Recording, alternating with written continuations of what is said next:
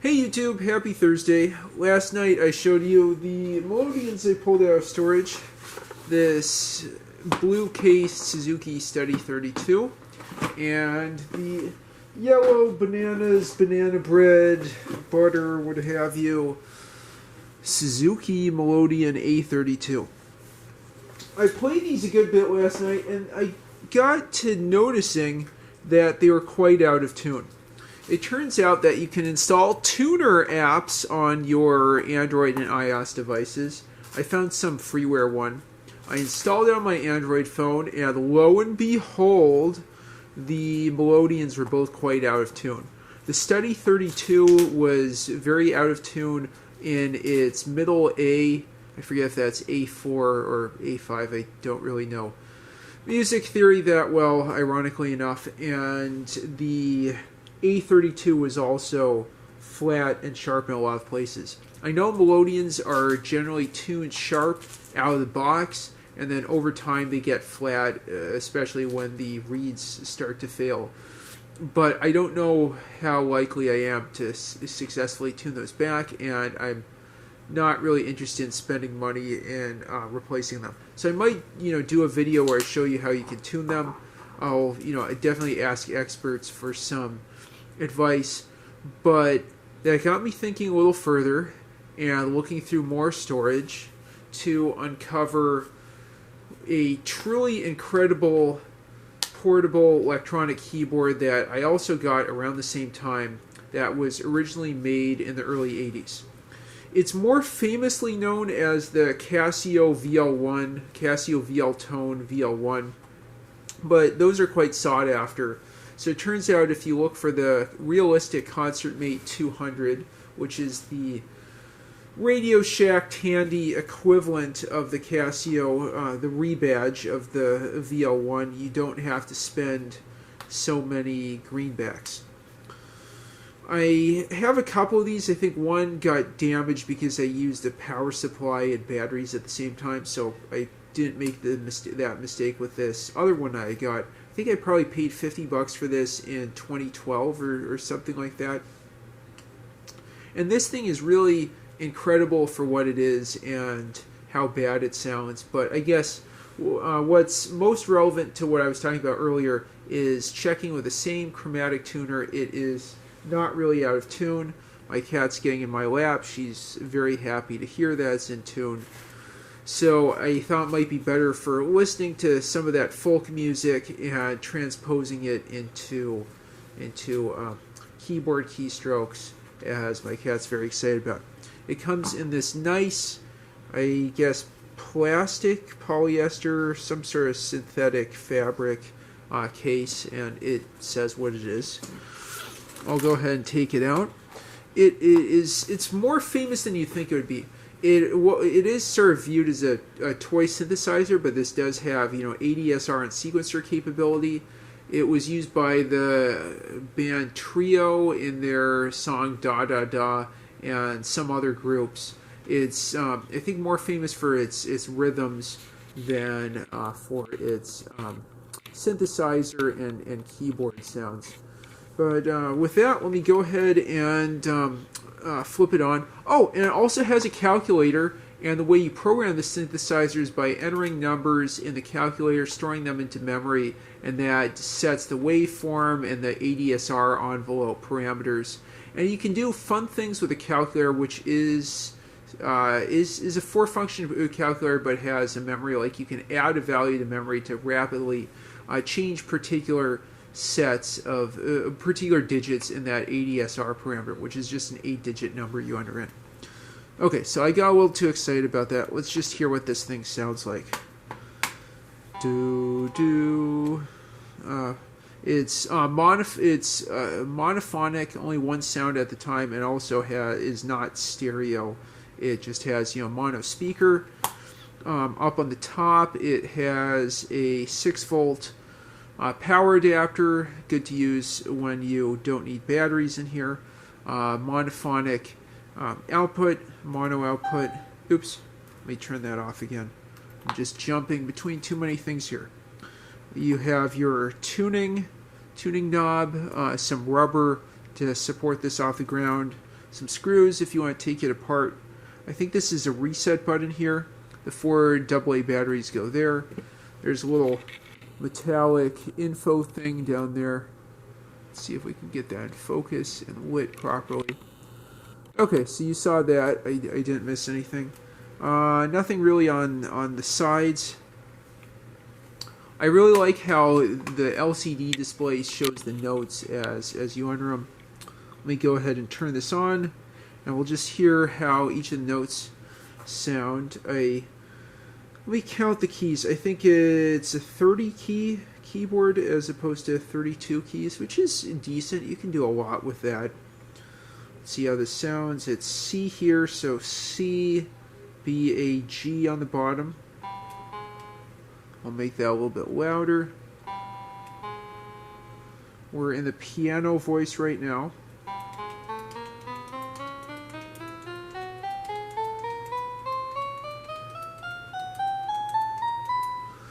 Okay, and that sounds pretty good.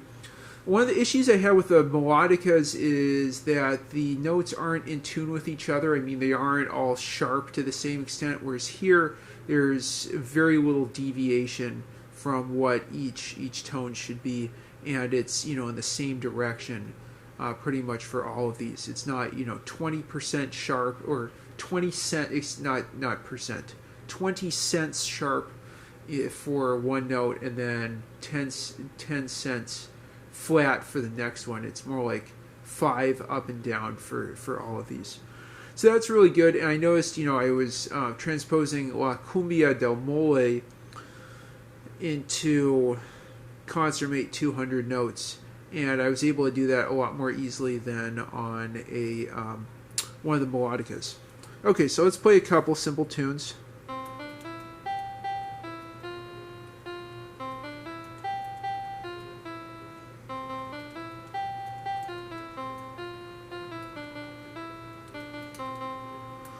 Okay, so that was Asa Branca and the piano voice. You can do When the Saints Go Marching In.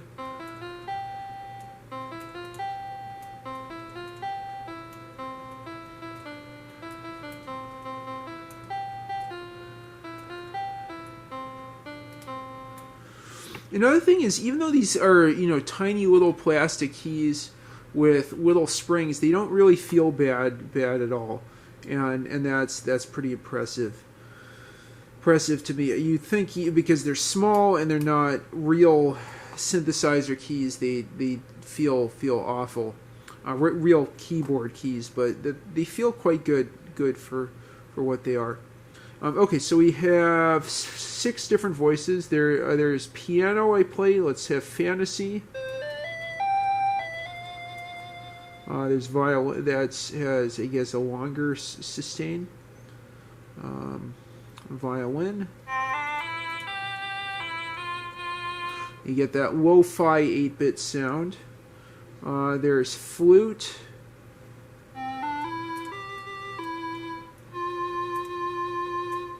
And guitar that's a lot shorter and, of course, sounds sort of plucked. Yeah, nice lo-fi sound, but I think this is great for just, you know, coming up with some melodies, remembering songs I've heard, and figuring out the notes in the keyboard, and maybe some improvisation at some point in the future. I think if I you know, I'm not at a point where I'd want it now, but the next modern level up would be something like the Korg Volca keys. I mean, I know that's much more of an analog synthesizer kind of deal, or the Roland S1. They're just similar form factor. Okay, and then ADSR. What's this ADSR thing? Okay. That's quite a short waveform. I'll show you how you can program that. We'll go skip the sequencer mode, go into the calculator mode, and we'll hear the speaker go off. I'll set the waveform and then ADSR parameters. Let's just make something up here. And it's an 8-digit number. It's, I think, waveform, attack, delay, then several for sustain, and then tremolo and vibrato or something like that. M+. to save that parameter. Again, you can take it, put in other numbers, and use memory recall. Yeah, I'm not sure if there's just something is saved to memory as opposed to adding to whatever's in memory. I think M+ will add this value to memory. Anyhow, like you're mixing together it's not just a calculator keyboard, it's a calculator with memory that's integrated into the keyboard. It's a lot more exciting than you might think it is. Okay, so I'll go ahead and flip back to play now. How nifty.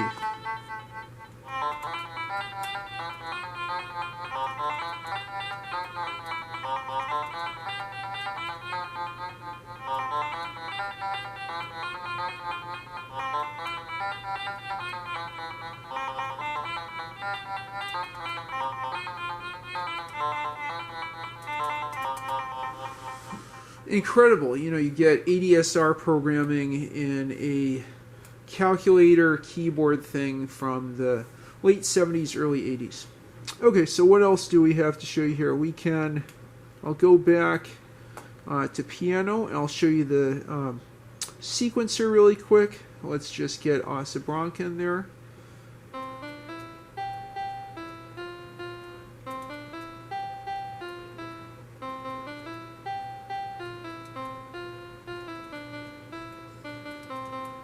Okay, and if I go to play, now I can play that one key at a time.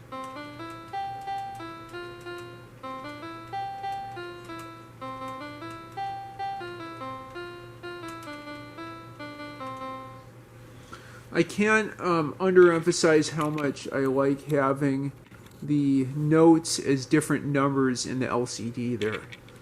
That's really nice feedback to have while playing. Okay, so we have a volume knob here. Rhythms I'll do in a little bit. You can change octaves here. We're in play mode again. That's the low G, middle G, and high G. I think I saw in the 8-bit keys review of this that changing the octaves turns this from a de facto, what is it, 30 or 31 key keyboard to a 53 key keyboard. Again, really impressive for something this old and this simple. Okay, so now I'll just add in the rhythms. I think there's a number of different ones you can pick.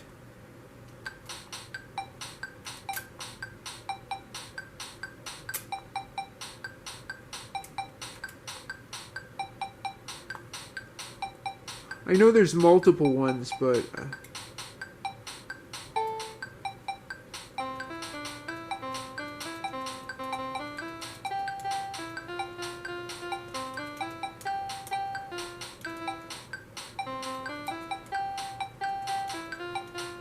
sorry.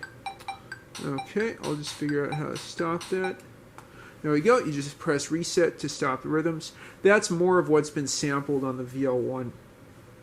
You can also adjust the volume, of course, with this slider up here, and then the balance of volume between rhythm and melody. I know there's multiple different rhythms, but I forget how many, and I'll have to add information on that in the description. Okay, and I think with that that was dumb. Okay, so they were right in front of me.